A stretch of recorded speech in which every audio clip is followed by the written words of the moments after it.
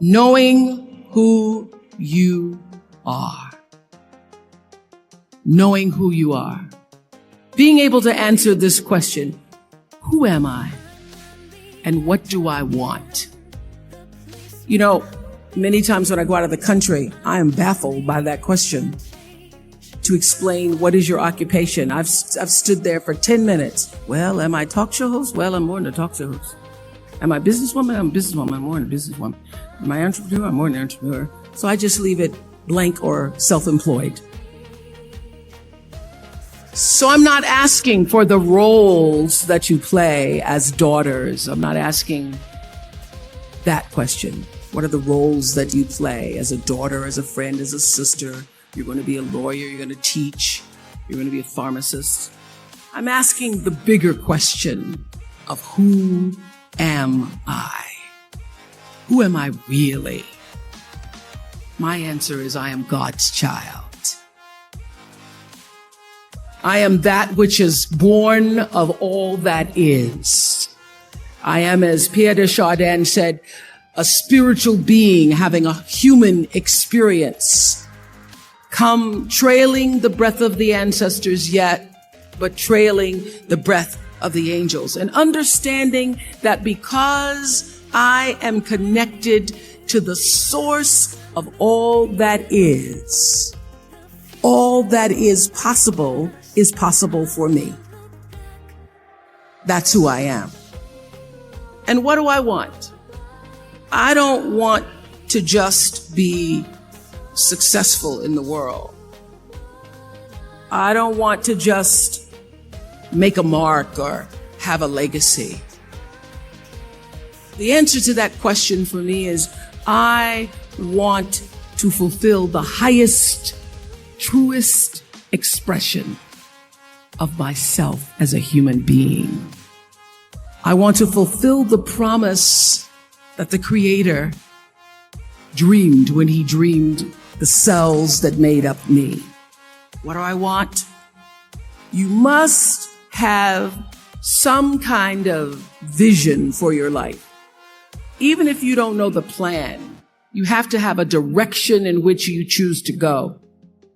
I never was the kind of woman who liked to get in a car and just go for a ride. I had a boyfriend who would say, let's just go for a ride. I want to know, where are we going?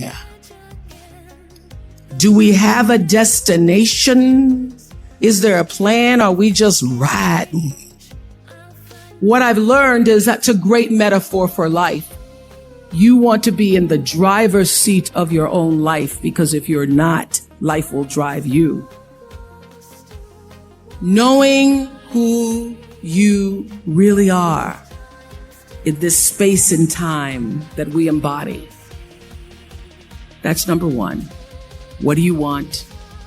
Who are you? Number two, you must find a way to serve. Martin Luther King said that not everybody can be famous, but everybody can be great, because greatness is determined by service. Now, we live in a world where everybody wants to be famous and where we admire people for just being famous. We think being known brings us value. The truth is, all of that will fade in time.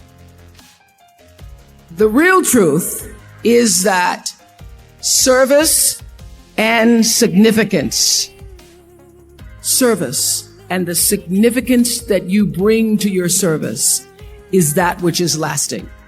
So to be able to, whatever your occupation or job or talent or gift is, our honorees today getting doctorate degrees, two apparently opposite fields, HIV and AIDS and the spoken word.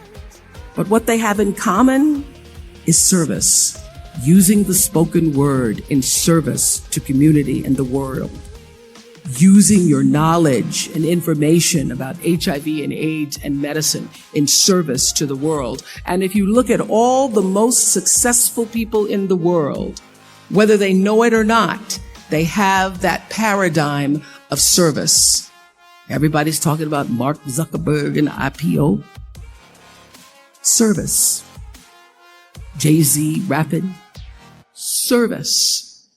Through the word, to people, through song.